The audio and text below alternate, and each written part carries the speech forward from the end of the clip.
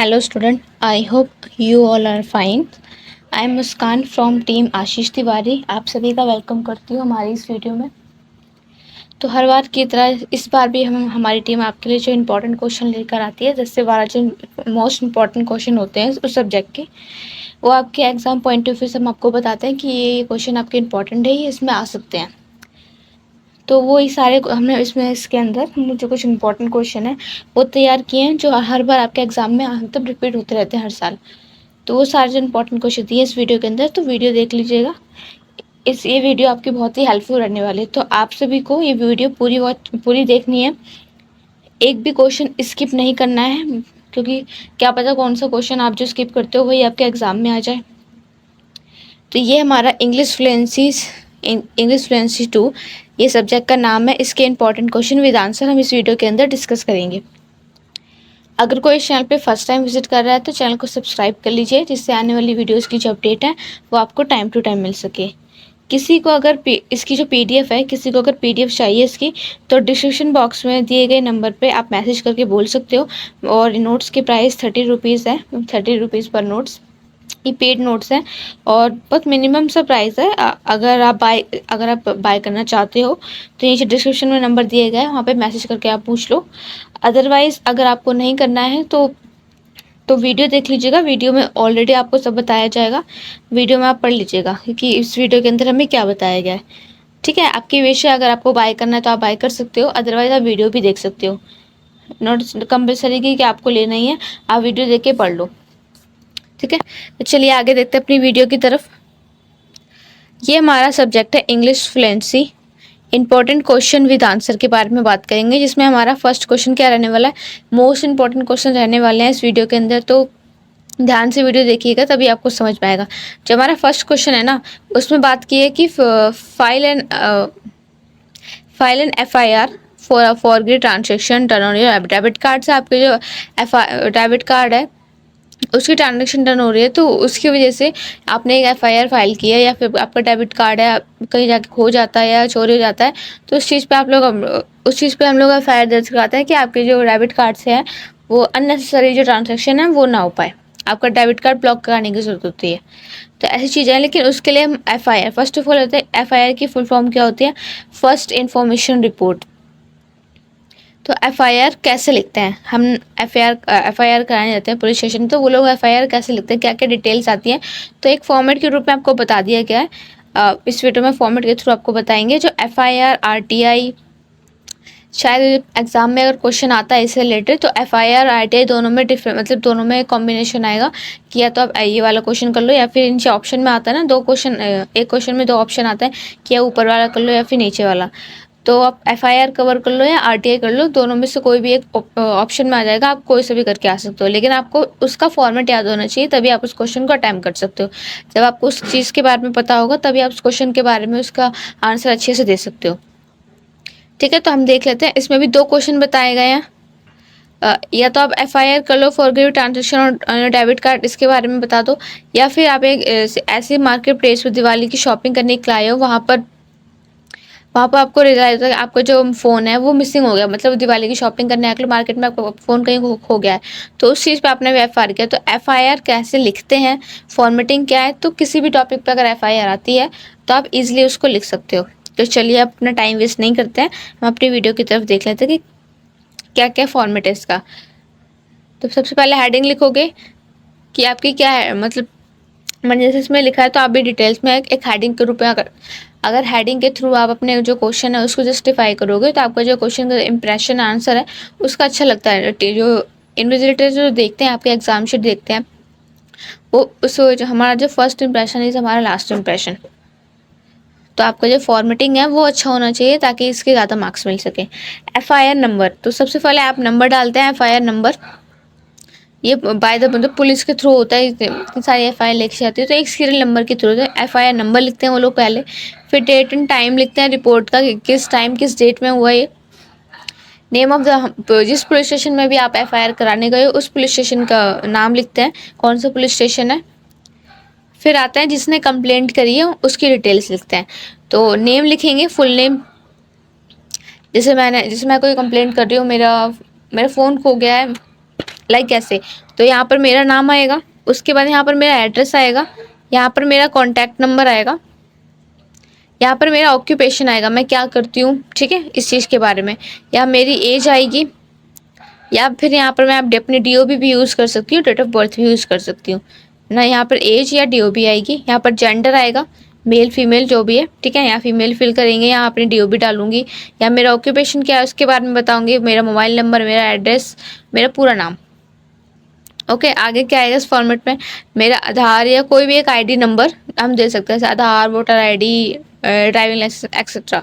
तो कोई भी एक हमारी आइडेंटिफाई ID चाहिए होती है, तो वो लगेगी इसमें एक्यूज, मतलब अगर मैं जानती हूँ कि मुझे लगता है कि हाँ मुझे उस पर डाउट है, ये हो सकता है इसने किया होगा, तो इफ़ यू नोन, आप किसी पर्सन का नेम जानते हो कि आप बोलते हो कि हाँ ये आरोपी हो सकता है, आपको लगता है ऐसा, तो वहाँ पर आप उसका नाम लिखवा सकते हो। एक्यूज मतलब होता है आरोपी।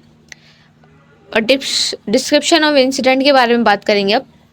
तो यहाँ पे ये डेट ऑफ इंसिडेंट, मतलब जो जैसे मैंने अभी बताया कि अब मेरा लाइक मान लो कि मेरा फ़ोन चोरी हुआ है, तो जैसे आज ही हुआ है, तो आज की डेट आएगी, किस टाइम में हुआ, इवनिंग में, मतलब जिस टाइम में भी आपके जो फ़ोन, ये जो इंसिडेंट हुआ है आपके साथ, वो डेट एंड टाइम लिखोगे, लोकेशन लिखोगे, किस जगह पर ये सीन हुआ आपके साथ वो लिखोगे, और नेचर ऑफ मतलब forgery unauthorise transaction using the debit card, तो हमारा नेचर ये रहेगा। लेकिन मैं मिसिंग मोबाइल, मैंने अभी आपको बताया कि मेरा फ़ोन चोरी हो गया, तो इस चीज़ में मैं आपको बता रही हूँ, ठीक है। लेकिन हमारी जो हेडिंग है, हमें जो FIR लिखने के लिए हमें बोला गया है फॉरगेरी एंड अनऑथराइज ट्रांजेक्शन, जो हमारे डेबिट कार्ड है उसके साथ जो ट्रांजेक्शन है वो फॉरगेरी, मतलब हमारी जो ट्रांजेक्शन है डेबिट कार्ड खो जाता है, या फिर उसका अननेसेसरी उसका यूज़ किया जा रहा है मेरे डेबिट कार्ड का, तो उस चीज़ के लिए मैं FIR कर रहे हैं, ठीक है। ये सारी डिटेल्स आ गई हैं। उसके बाद अब जो भी इंसिडेंट है उसके बारे में फुल डिटेल्स में बताओगे, डेट में बताओगे कि इस डेट में I discovered an authorise transaction on my debit card when I check my bank account statement, ठीक है। तो sum of amount was deducted from my account for a purchase, तो आई डिड नॉट मेक, तो इसी चीज़ को बताते हैं कि उनके अकाउंट से अनऑथराइज ट्रांजेक्शन है वो हो रही थी उनके डेबिट कार्ड में, उन्होंने जो बैंक स्टेटमेंट है वो चेक किया, तो अमाउंट भी बहुत लेस देन हो रही थी, लेकिन जबकि उन्होंने वो चीज़ परचेज ही नहीं की है, वो चीज़ उन्होंने खरीदी ही नहीं है, उसका यूज़ ही नहीं किया है, लेकिन फिर भी अननेसेसरी उनकी जो ट्रांजेक्शन है वो हो रही थी, ठीक है। तो transaction took place at the name of the merchant website without my knowledge और कंसेंट, मतलब उनको पता नहीं कि इस दुकान पे जाकर इस वेबसाइट से उसकी जो ट्रांजेक्शन है वो हो रही थी, लेकिन जबकि उन्होंने उस डेबिट कार्ड का यूज़ ही नहीं किया, वो ट्रांजेक्शन की ही नहीं है, फिर भी उनको पता नहीं, उनके बिना नॉलेज के ये सब कुछ हो रहा था। तो my debit card number is lost or stolen, but the transaction appears to have been made by the fallen means. So I request the police to investigate the matter and take necessary action. ठीक है, तो यहाँ पे आपको अपनी details लिखनी है, अपने इंसिडेंट के बारे में बताना है कि क्या हुआ था। ओके, स्पेसिफिक सेक्शन, तो अब देखते हैं कि इस अकॉर्डिंगली क्या क्या सेक्शन की क्या चीज़ होती है। तो हमारी स्पेसिफिक सेक्शन है ना, अंडर जैसे IPC या अदर लॉज के अकॉर्डिंग, तो सेक्शन 1465 ये हमारी फॉरगेरी का सेक्शन है, और सेक्शन 428 चीटिंग का सेक्शन है, ऐसे बोलते हैं 420 धारा 465 धारा 420, तो ये सारे जो सेक्शन है इसके अंडर में आते हैं। अब विटनेस डिटेल्स, मतलब आप अगर वहाँ पे इंसिडेंट हुआ है आपके साथ में कोई है जो इस चीज़ का गवाह है, तो उसकी डिटेल्स यहाँ पे लिखेंगे आप, नेम लिखेंगे, विटनेस का क्या नाम है, गवाह बोलते हैं विटनेस को, एड्रेस लिखेंगे, उनका कॉन्टैक्ट नंबर लिखेंगे, एविडेंस सबमिटेड इफ एनी, तो कोई भी एक एविडेंस, मतलब bank statement showing unauthorised transaction, ये सारे एविडेंस ये सबमिट करोगे, कॉपी ऑफ डेबिट कार्ड या ट्रांजैक्शन रिसिप्ट, कुछ भी आपके पास अवेलेबल हो इस चीज़ की कॉपी आप यहाँ पर रखोगे। तो ये चीज़ आपको एग्जाम में बतानी है, डिटेल पूर्वक आप डिटेल से बताना। अगर एक बार वीडियो देखने समझ में नहीं आता, दोबारा देख के बस आपको ज़रूर समझ में आ जाएगा। बहुत ईजी सा इंग्लिश फ्लुएंसी का ये जो एग्ज़ाम है बहुत ही अच्छा एग्ज़ाम जाएगा अगर आप वीडियो ध्यान से देखोगे तो। सिग्नेचर ऑफ कंप्लेंट, जिसने कंप्लेंट किया वो यहाँ पर सिग्नेचर करेंगे, फिर यहाँ पर जो पुलिस ऑफिसर है वो अपना रिमार्क्स डालते हैं, सिग्नेचर जो इस ऑफिसर सिग्नेचर करेंगे जिन्होंने कंप्लेंट लिखी है, वहाँ के जो ऑफिसर है वो यहाँ पर साइन करेंगे। तो आपकी जो FIR है, जो मैंने अभी आपको forget transaction on debit card, तो ये FIR इतनी है। लेकिन हमारे जो ऑप्शन में जो FIR थी उसको देख लेते हैं एक बार। फॉर्मेट आपका यही रहेगा, आपकी किसी भी चीज़ के ऊपर आप FIR लिखने के लिए देते हैं तो आपकी जो फॉर्मेटिंग है वो ऐसी रहती है, बस चीज़ें बदल जाती हैं। डेबिट कार्ड पे मैंने बताया, कोई मोबाइल फ़ोन पे बताएगा या कोई अदर किसी चीज़ पे बता देगा। FIR for missing mobile phone after visiting एक मार्केट प्लेस में जाने की वजह से मार्केट प्लेस पे गए थे तो वहाँ पर उनका फ़ोन खो गया था, तो उस चीज़ के ऊपर FIR कर रहे हैं। FIR नंबर डालेंगे, ठीक है, डेट एंड टाइम रिपोर्ट डालेंगे, name of the police station, same ऐसी details of the complaints, name, address, contact number, occupation, age, date of birth, gender, Aadhaar, ठीक है। एक्यूज इफ यू नो, मतलब अपराधी अगर आप जानते हो उनके बारे में तो आप वो नाम दे सकते हो। डिस्क्रिप्शन ऑफ इंसिडेंट लिखेंगे, date of incident, date of sorry time of incidents, location वहाँ के लिखेंगे, नेचर मतलब क्या चीज़ हुई थी, मतलब क्या हुआ था, हमारा मोबाइल फ़ोन चोरी हुआ था तो मैं यहाँ अपने जो हमारा जो हुआ था, जैसे मैंने ऊपर ट्रांजेक्शन डेबिट कार्ड लिख दिया था, यहाँ पे थीफ्ट ऑफ मोबाइल फ़ोन, तो आपका मोबाइल फ़ोन चोरी हुआ था तो आप ये लिखोगे नेचर ऑफ सेंस में क्या हुआ था, किस चीज़ की कंप्लेंट लिखवा रहे हो आप, ठीक है। यहाँ पे लिखोगे डिटेल्स, नैरेटिव, वहाँ पे अपनी डिटेल्स बताओगे कि किस तरह से क्या क्या कैसे कैसे आपके साथ जो इंसिडेंट हुआ।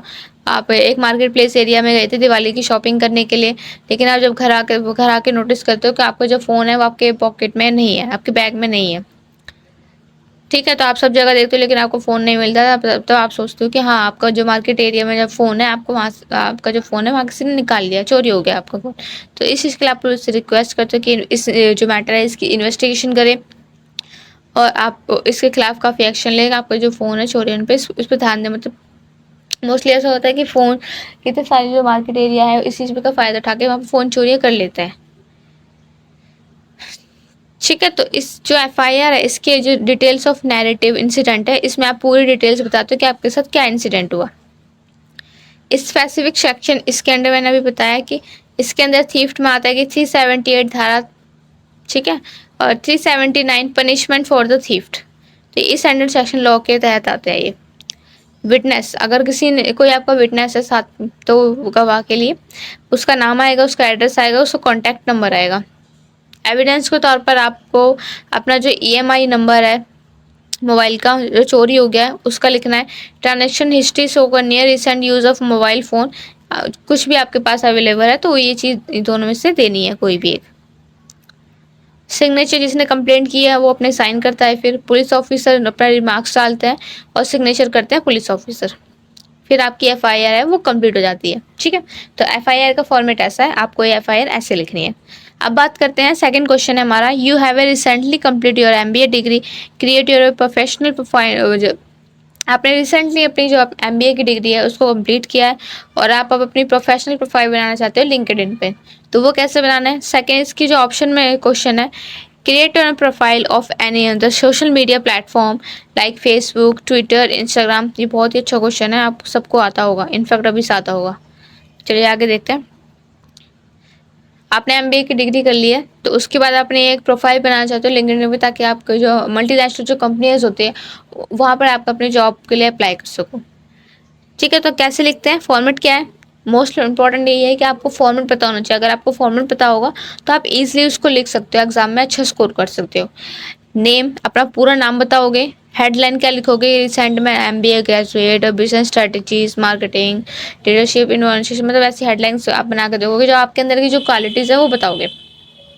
लोकेशन डालोगे अपनी सिटी एंड कंट्री, इंडस्ट्री और industry, business, marketing, counselling, financing, जो भी आपकी भी है, सिर्फ किसी को बिजनेस की नॉलेज है तो उसके बारे में, मार्केटिंग किया तो फाइनेंशली, तो ये सारी चीज़ें बताओगे आप। कॉन्टैक्ट नंबर डालोगे, अपनी जो कॉन्टैक्ट इन्फॉर्मेशन है वो लिखोगे, इसमें ईमेल एड्रेस डालोगे, फ़ोन नंबर डालोगे, ठीक है। वेबसाइट या पोर्टफोलियो आपकी जो लिंक है वो उसको लिखोगे।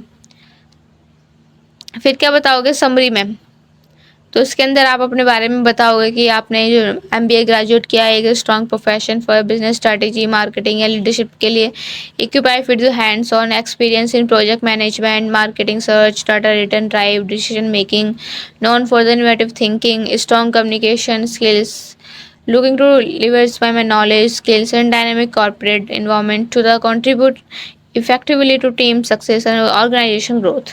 तो आप अपने बारे में पूरे समरी, छोटी सी समरी है, इसमें 100 to 150 वर्ड्स के अंदर आप इसमें समझा सकते हो उनको, अपने डिग्रीज़ के, अपनी क्वालिटीज़ के बारे में बताओगे ताकि ईजिली जो आपकी जो क्वालिफिकेशन के अकॉर्डिंग आपकी जॉब है वो हो जाए।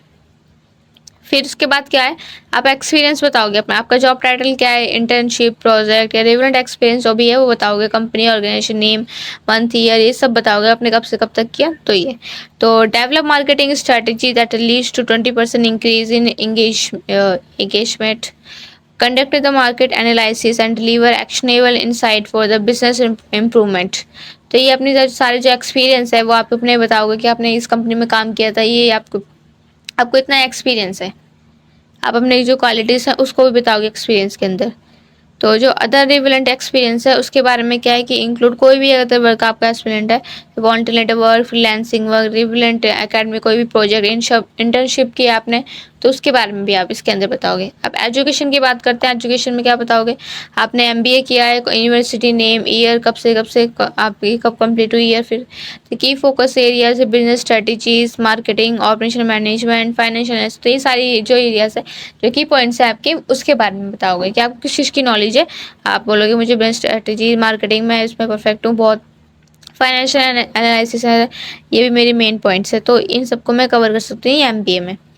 तो relevant courses list of specific courses, specialization के बारे में बताओगे, एकेडमिक अचीवमेंट के बारे में बताओगे, क्या अवार्ड्स, क्या ऑनर्स, मतलब उसके सर्टिफिकेट, अवार्ड्स क्या क्या मिले थे उसके बारे में भी आप इसके अंदर बताओगे। बैचलर ऑफ डिग्री के बारे में बताओगे, यूनिवर्सिटी नेम, ईयर, कब स्टार्ट किया था, कब कंप्लीट हुई थी आपकी, major.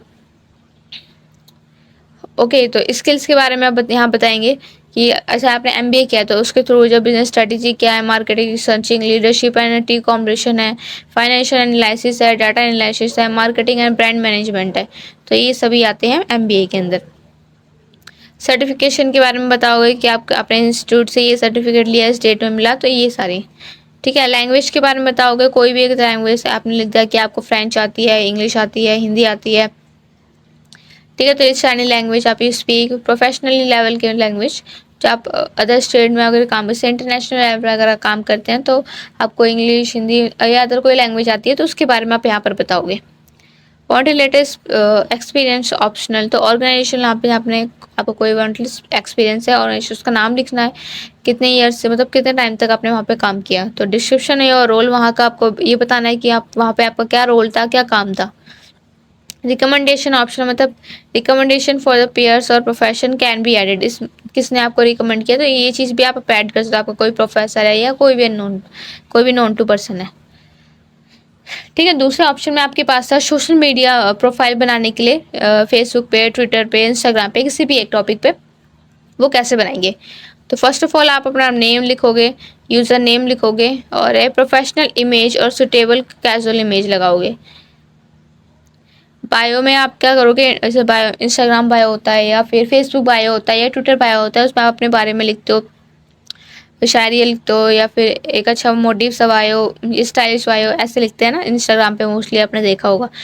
Short description about your interest, hobbies, example से passionate about business, technologies and professional growth, always up for a new challenge.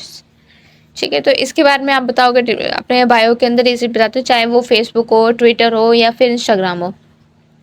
Can also add और for fun, light red, personal touch depending on the, फिर उसके बाद अपने friends उन सबको join करने के लिए बोलते हैं आपके इस प्लेटफॉर्म को। ठीक है, जैसे इंस्टाग्राम पे आप आईडी बनाते हो, अपनी जो आईडी है उसको कवर अप करते हो, अच्छे से बनाते हो। उसके बाद आपके जो फ्रेंड्स हैं, तो जितने भी उन लोगों को आप उनके अपने जो इंस्टाग्राम में फॉलोवर्स, फॉलोइंग, उनको ऐड करते हो, अपने फ्रेंड लिस्ट में बनाते हो। तो ये सारी चीज़ आप ये करते हो अपने बायो में। लोकेशन डालोगे वहाँ पर, लाइक योर सिटी या कंट्री, वेबसाइट लिंक, तो link to personal blog, LinkedIn portfolio and any other personal page you do want to share. Okay, post डालोगे वहाँ पे फेसबुक, इंस्टाग्राम की, तो पोस्ट फर्स्ट में आप लिखोगे complete my MBA, grateful the experience and I looking forward to a new opportunity in business and marketing, excited for the next chapter MBA new beginning. तो ये हम अपने बिजनेस अकाउंटिंग के लिए हमने एक जो हमारे जो सोशल मीडिया प्लेटफॉर्म है एक बिजनेस अकाउंटिंग के लिए बनाया है। तो इसमें आप अपने बारे में ही सारी लिखोगे। आप किसी भी और टॉपिक पे लिख सकते हो, लेकिन मैंने MBA का लिया है। Exploring new trends in marketing and leadership, so much to learn and improvement of marketing leadership growth। ठीक है, तो पोस्टों के बारे में आप लिखोगे। अब ट्विटर की बात करते हैं। ट्वीट्स फॉर ट्विटर, तो ट्वीट वन में लिखोगे finish my MBA, time to explore the corporate world and turn ideas into reality, hashtag business, hashtag growth, hashtag marketing, ऐसे लिखोगे। ट्वीट टू लिखोगे learning is a never ending journey, can't wait for the implement all the skills तो I have gain through my MBA, तो hashtag marketing, hashtag strategy, तो ऐसे लिखते हैं। ये फॉर्मेटिंग होता है। स्टोरी हाईलाइट्स, इंस्टाग्राम की बात करते हैं। हाईलाइट स्टोरी MBA जर्नी करोगे, photos story related to your university life achievement anything as so के जो जर्नी, तो उसके बारे में आप हाईलाइट्स के अंदर आप अपनी जो MBA की जर्नी ऐसे डालते हो ना, कितनी सारी हाईलाइट, दिवाली आप कहीं जाते हो आप लोग तो सारी जो हाईलाइट्स हैं वो डालते हो, तो उसके बारे में बताते हो। आपको ट्रैवल के एडवेंचर करते हो तो वो दिखाते हो। शो के योर टिप्स हॉबीज़ या अदर प्रोफेशनल इंटरेस्ट। ओके उसके बाद बात करते हैं कॉन्टैक्ट इन्फॉर्मेशन में आप डालते हो, क्या लिखते हो, अपना ईमेल एड्रेस लिखते हो, फ़ोन नंबर, वेबसाइट। ओके अब आते हैं, हमारा क्वेश्चन नंबर 3 है, right an essay on the travel significant part of education, 14 to 1600 words के अंदर आपको बताना है। उसी के ऑप्शन में एक है right an essay on advertising, it uses and abuses 4 and 16 words. ठीक है, तो ये आपको ऐसे लिखना है, ऐसे लिखना तो सबको आता है, लेकिन एक हेडिंग में देख लेते हैं। फर्स्ट ऑफ ऑल आपकी हेडिंग होगी travel as significant part of education. ठीक है, तो यहाँ पर आप लिखोगे अपने एजुकेशन के जो पार्ट्स हैं, ये पूरा ऐसे इस टाइप से लिखना है।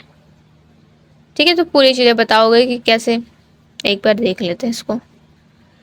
Travel has a long been regarding as essential aspect of education, providing individual with the opportunity to learn beyond the, आपको पता ही है कि आपकी जो एजुकेशन है वो कैसे आपकी जो लाइफ पार्ट है। ट्रैवलिंग जो अपॉर्चुनिटी होती है वो आपको मिलती है, आप अपनी एजुकेशन सबको कंप्लीट करते हो तभी तो आपको नई नई अपॉर्चुनिटियाँ मिलती हैं, कुछ नया सीखने को मिलता है आपकी एजुकेशन के ज़रिए। तो ये इसमें आपको बस एक ऐसे के रूप में बताना है, तो ये आप कर लेना। ठीक है, किसी भी टॉपिक पे आ सकता है, वो आप ही लिख लोगे। तो आपका सेकंड ऐसे है advertising, it uses and abuses. ठीक है, तो इसके बारे में बताओगे एडवर्टाइजिंग कैसे यूज़ है और कैसे हमारे लिए हार्मफुल भी हो सकती है। तो advertising is essential element of modern city, influencing consumer behaviour, driving economic growth. Okay, ये भी ऐसे ही है, बस इस टॉपिक का नाम अलग है। एंड में आके ना कंक्लूजन जरूर लिखना है।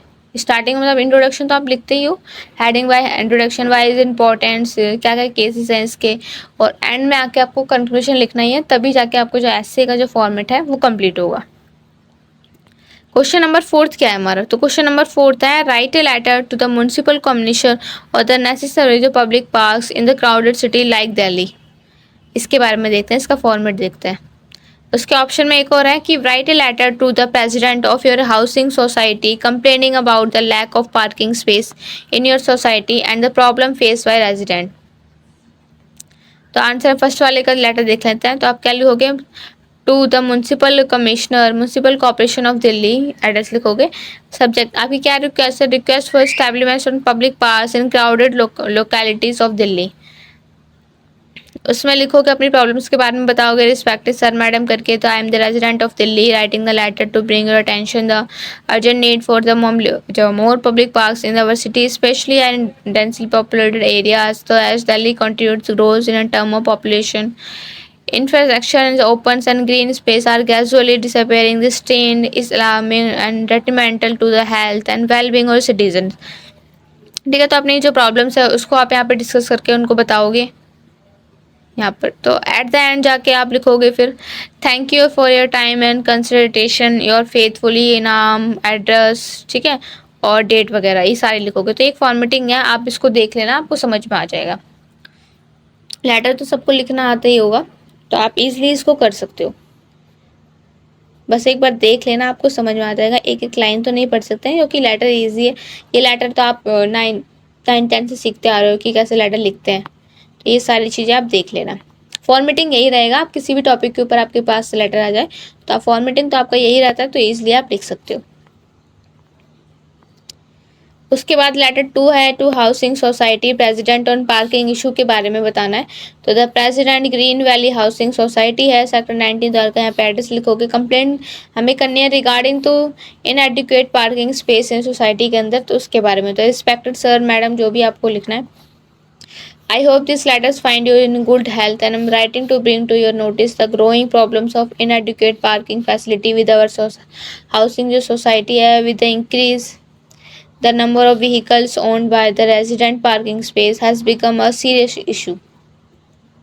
The current parking arrangement is a highly disorganized. Many registrations are forced to the park their vehicles outside the society permission or unsafe the corners.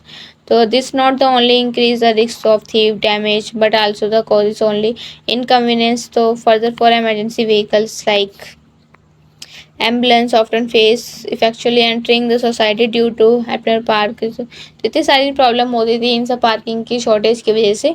तो वो सारी जो प्रॉब्लम्स है वो अपने लेटर्स में आप लिखोगे, रिक्वेस्ट करोगे उनसे कि सारी जो प्रॉब्लम्स है इसको सॉल्व किया जाए। ठीक है, एट द एंड जाके आप लिखोगे looking forward to our promote action in this regard. आपकी जो रिक्वेस्ट आपने जो रिक्वेस्ट किया उसके ऊपर आप तुरंत आप एक्शन लीजिए, इसके बारे में सोचिए। फिर लिखोगे आई योर सिंसियरली, अपना नाम लिखोगे, अपना एड्रेस लिखोगे, डेट लिख दोगे जिस डेट में आप ये लेटर लिख रहे हो। ओके, चैप्टर बोलिए। सो क्वेश्चन नंबर 5 है हमारा। जैसे मैंने बात की थी कि एफआईआर या आरटीआई में से किसी एक टॉपिक पे आ सकता है, मतलब एक क्वेश्चन आएगा कि या तो आप एफआईआर कर लो या मतलब आरटीआई या एफआईआर में ऑप्शन आएगा, आप कुछ भी कर सकते हो, एफआईआर लिख सकते हो या फिर RTI, as you wish. Prepare an RTI application seeking the information on maintenance of hygiene in school canteens our city and prepare an RTI application on the number of the public toilets in their working condition in our city। इन दोनों के बारे में आप एक complain कर रहे हो। अब आरटीआई क्या है? आरटीआई और एफआईआर का जो लिखने का प्रोसेस है ना वो बहुत डिफरेंट होता है। आरटीआई देख लेते हैं। हमारी एप्लीकेशन है hygiene in school canteens. School जो कैंटीन है वहाँ का जो खाना है, वहाँ के जो फूड वगैरह है वो बिल्कुल अनहेल्दी है। ठीक है, तो उसके बारे में लिखेंगे to the public information officer, office of the district education officer, district name लिखोगे, city name, state pin code, सब लिखोगे। सब्जेक्ट लिखना है request for information and maintenance of hygiene school canteens under RTI act 2005। Respected sir madam लिखेंगे आप।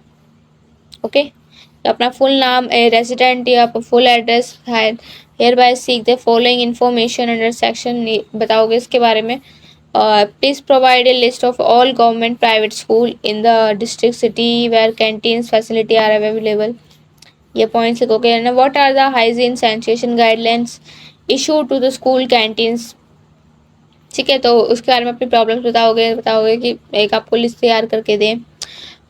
आपके जो school वगैरह के गाइडलाइन, इनके लिए गाइडलाइन स्टार्ट करनी चाहिए कि अपने जो कैंटीन का खाना है वो हेल्दी रखें। तो how often are the inspection conducted to the check hygiene standard in a school canteen. तो kindly provided inspection reports of the last 1 year for the last randomly selected school और any other penalties action take against. मतलब ये जो ख़राब सा food बनाता है, क्योंकि कैंटीन का फूड है मोस्टली, जैसे स्कूल हो गया, कॉलेज हो गया, तो इन सब में जो बच्चे हैं वो सारे फूड खाते हैं, अनहाइजीनिक फूड खाएंगे तो उनकी तबीयत ख़राब होगी, इससे वो और बीमार होंगे। तो इस चीज़ के लिए हमें जो हमारे जो आरटीआई है वो जो कंप्लेंट हम इसको फाइल कर रहे हैं वहाँ पे उन लोगों इसके मतलब इनकी रिपोर्ट लेती रहनी चाहिए स्कूल के, ईयरली हमें देखते रहना चाहिए क्या वहाँ पे फूड है वो ठीक हो रहा है। और इसके ऊपर अगर ऐसी कुछ कंप्लेंट आती है तो इनके ऊपर पेनल्टी लगानी चाहिए, इनके खिलाफ एक्शन लेना चाहिए ताकि ये आगे से जो अपने हाइजीन जो फूड है उसको ठीक कर सके, लोगों को अच्छा खाना दे सके। ठीक है, तो उसमें क्या लिखोगे फिर आपकी जो एप्लीकेशन फ़ीस है वो postal order includes as per RTI guidelines, mode of information, I request the information in hard copy through the register post email या तो email address। एप्लीकेंट का नाम लिखोगे जिसने लिखी है। ठीक है, एड्रेस लिखोगे, फिर कॉन्टैक्ट नंबर लिखेंगे, ईमेल एड्रेस लिखेंगे, डेट लिखेंगे, प्लेस सिटी का नाम लिखेंगे, सिग्नेचर लिखेंगे। आरटीआई यही मतलब यही फॉर्मेटिंग है। अब सेकंड क्या है कि हमारा नंबर एंड कंडीशन और पब्लिक टॉयलेट्स के बारे में बात करेंगे। तो the public information officer city municipal corporation name लिखेंगे, सिटी नेम, ये सारे। तो subject request for information regarding number और working condition of public toilets in the city. Respected sir madam, तो under the provisions of the RTI Act 2005, I hereby the request the following information regarding public sanitation facilities in the city name. So, what is the total number of public toilets constructed and maintained by the municipal body in the cities? तो आप अपनी query से पूछोगे ये सिर्फ मतलब कितने total number के पब्लिक टॉयलेट्स हैं जो आप बनाते हो, मेंटेन करके रखते हो बाय द म्यूनसिपल आपके सिटी के अंदर। तो प्लीज़ प्रोवाइड एक ward wise list of public toilets and exact location. How many of these toilets are currently in the working condition? And what is the frequency of cleaning and maintenance of these toilets? तो अपनी सारी जो complaints है इसके बारे में अपनी जो RTI है उसके बारे में बताओगे, उनसे क्वेश्चन करोगे। ओके क्योंकि आप कंप्लेंट करोगे उसके बारे में बोलोगे तभी वो लोग इस चीज़ के लिए एक्शन लेंगे। What is the frequency? तो what is the frequency of cleaning maintenance for this toilet? And what is the annual budget allocated and spent on the maintenance public toilets and over the last year? Please provide a copy of the latest sanitation audit report if available. Okay. तो ये सारे जो question है आप लोग उनको पूछते हो, अपनी जो क्वेरीज है वो पूछोगे कि जैसे ऊपर भी पूछा गया था और कितनी सारी क्वेरीज हैं जो यहाँ पर पूछी गई हैं कि आप कितने ऐसे टॉयलेट्स है, सारे टॉयलेट जो वॉशरूम्स हो कितनी सारी जो बनी है। उसके बाद आप म्यूनसिपल जो पार्टीज होती हैं वो इसे चेक करते हैं या नहीं, उनके जो कंडीशन है वो ठीक से वक्त काम कर रहे हैं या नहीं, उस चीज़ को ध्यान रखते हैं या नहीं, उनके बजट के अकॉर्डिंग जो भी मेंटेनेंस के अकॉर्डिंग पब्लिक टॉयलेट जो लास्ट ईयर बनाए गए हैं वो कैसे बजट मतलब उनकी क्या हालत है। तो इस चीज़ की आप एक कॉपी एक ऑडिट रिपोर्ट आप तैयार करके हमें बताओ। एप्लीकेशन फ़ीस लगती है 10 rupees postal order enclose for RTI rules. तो mode of information kindly send the response via post to my address. और उसके बाद यहाँ पर अपनी डिटेल्स लिख देते हो आप लोग, आपका नेम, आपका एड्रेस, आपका कॉन्टैक्ट नंबर, आपकी मेल, डेट लिख दोगे और सिटी का नाम लिख दोगे और अपने नीचे अपने सिग्नेचर करने हैं। ठीक है। और ऐसे review a book from the favourite genuine books. आप अपने एक बुक के ऊपर आपकी कोई भी एक स्पेसिफिक कोई भी एक बुक होगी उसके ऊपर आपको अपने पता है, आपको कोई नॉलेज है तो उसके बारे में आप लिख सकते हो। उसके अलावा ऑप्शन में है कि write a review on the movie. आपकी कोई मूवी, आपकी जो मूवी फेवरेट है उसके बारे में रिव्यू करके उसके बारे में बता सकते हो डिटेल से। आप कोई भी मूवी जैसे दबंग मूवी हो गई, फाइटर मूवी हो गई या एनी अदर अभी कोई मूवी चल रही है उसके बारे में भी एग्जाम में आप लिख सकते हो। ऐसे क्वेश्चन आ सकता है बुक रिव्यू में और जो मूवी रिव्यू है उन दोनों में ऑप्शन आएगा, आप कोई भी एक मूवी लिख के आ सकते हो। बुक रिव्यू के बाद देख लेते हैं आपकी जो भी बुक रिव्यू है उसके बारे में लिखेंगे। रिव्यू कैसे लिखेंगे इसके बारे में बताएंगे, किसने लिखी है ये बुक, उसकी स्टोरी के बारे में बताओगे आप लोग। ओके एट द एंड आपको ये ध्यान रखना है कि आपको कंक्लूजन जरूर लिखना है। अपना रिव्यू लिखोगे आप उसके बारे में बताओगे क्या क्या चीज़ें उस स्टोरी के अंदर क्या क्या हुआ था बुक में, तो उसके बारे में लिखोगे और एट द एंड आपको कंक्लूजन जरूर लिखना है। उसके बाद ही आपका जो क्वेश्चन आंसर है वो कंप्लीट होगा। मूवी रिव्यू देख लेते हो आप एक बार। जैसे 3 इडियट्स की बात की गई है, directed by the Rajkumar Irani. 3 Idiots is the most beloved thought-provoking Bollywood films of the recent times, directed राजकुमार ईरानी। तो इन सबका जो जिसने भी किया है, जिसने भी पार्ट लिया था, इसके अंदर आप उनका नाम लिखोगे, अपना मैसेज और अपनी तरफ से भी आपके जो मैसेज है वो सब भी बताओगे। ठीक है। तो पूरी स्टोरी बताओगे आप उसके बारे में और कंक्लूजन लिख दोगे। कंक्लूजन दिखा देती हूँ एक बार। 3 Idiots is just not a movie. It is a lesson in the life and learning. It inspires, entertains, and provokes thoughts. It's a rare combination. It's a film that can be watched and rewatched by the student, teachers, and parents like a true game of the Indian cinema. Okay? तो आप book review भी लिख सकते हो या फिर आप movie review को भी लिख सकते हो। से मूवी रिव्यू ज़्यादा अच्छा है, कोई भी एक आपकी जो फेवरेट मूवी है उसके बारे में आप डिटेल से लिख सकते हो, ईजिली आप ये क्वेश्चन कर पाओगे। बहुत अच्छा क्वेश्चन है। क्वेश्चन नंबर 7 है, write a 10 turns of dialogue between a student. मतलब आपको 10 डायलॉग लिखने हैं जो बातचीत हुई है स्टूडेंट और टीचर के बीच में उसके बारे में।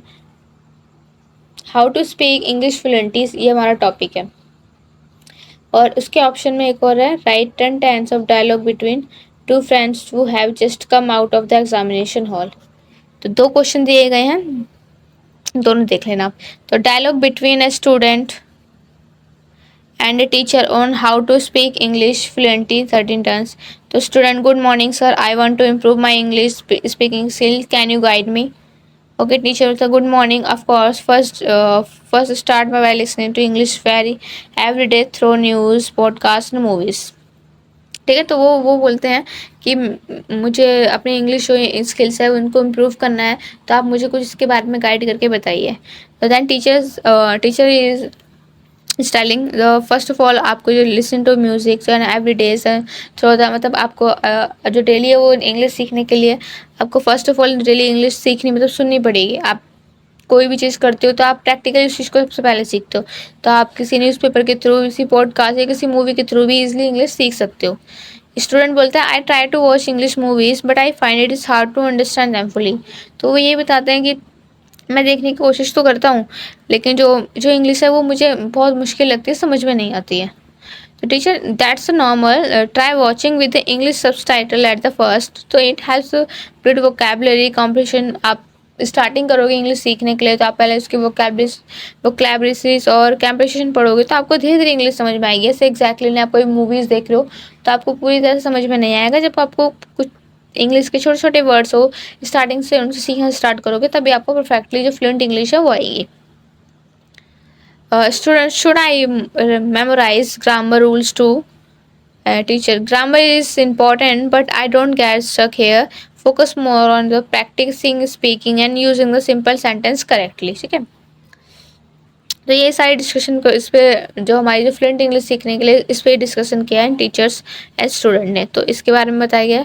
तो but I hesitate, I feel the nervous while speaking in front of others. Teacher, that's the common. Try speaking with a friend in front of mirror and join as a language club or group. It is possible. Student, if is a reading English books useful for speaking? Teacher, yes, reading improves your vocabulary, sentence structure. So start with a short story and children books. How can I improve my pronunciation? So listen carefully to native speakers, repeats after them, and use language learning apps and that offer pronunciation practice. Yeah, thank you sir. I will follow your advice and practice daily. ठीक है, तो ये dialogue तो very good. Remember regular practice is the key to fluency and keep it. आप कोई एक चीज़ जो बार बार मतलब उसको डेली आप यूज़ करोगे तो आपको वो चीज़ें आ जाती हैं. ठीक है, नेक्स्ट हमारा डायलॉग का क्या क्वेश्चन है. ये दो फ्रेंड के बीच में बात हो रही है एग्जामिनेशन हॉल के बारे में.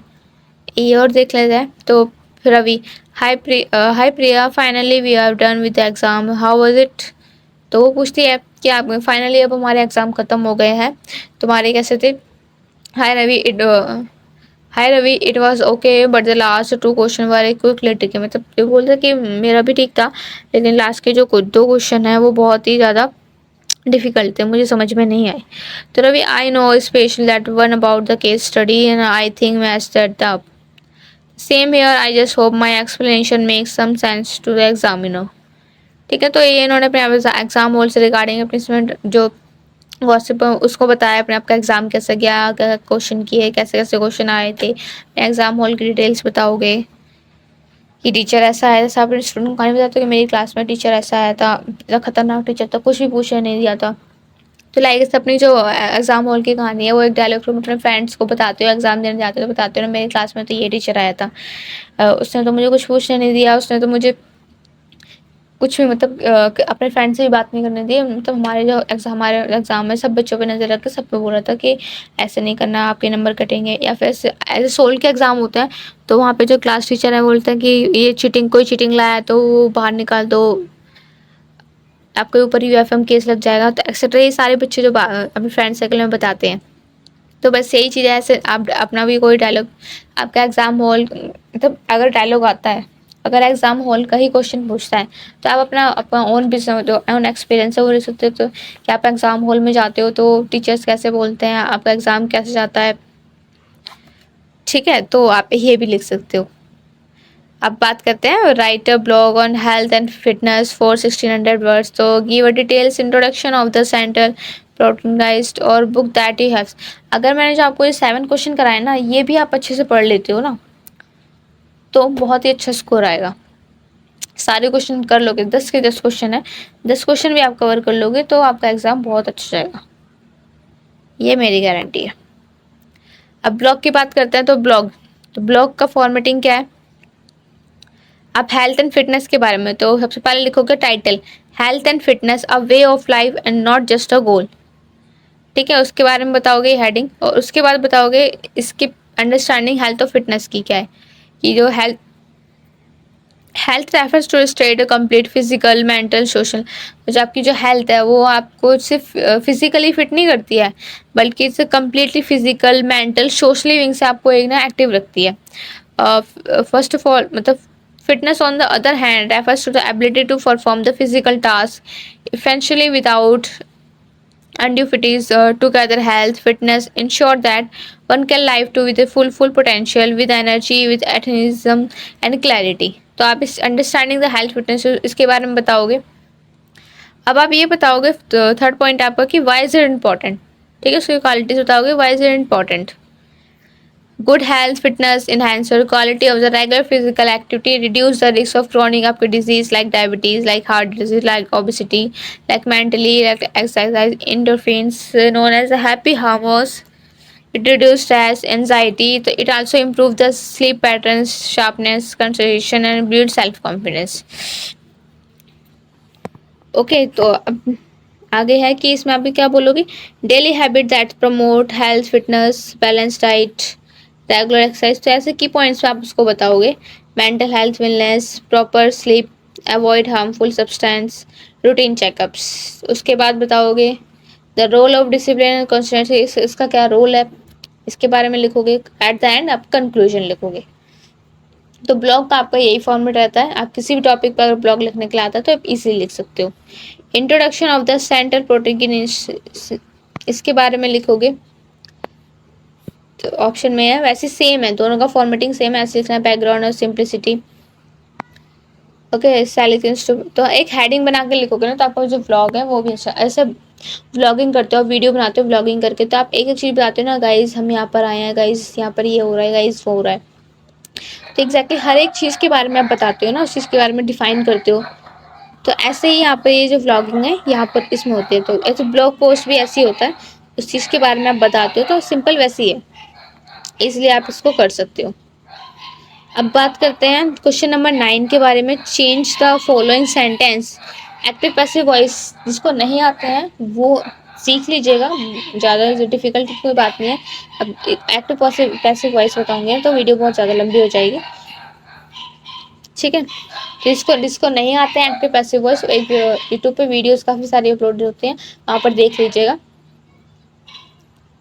इसलिए आपको आते हैं कि हमें जो 7th 8th से ये एक्टिव पैसिव वॉइस में सिखाए जाते हैं, तो ऑब्वियसली सबको ही आते होंगे। तो हमारी जो ग्रामर है वो अच्छी होनी चाहिए, तभी आपको जो एग्जाम में अच्छा रहेगा।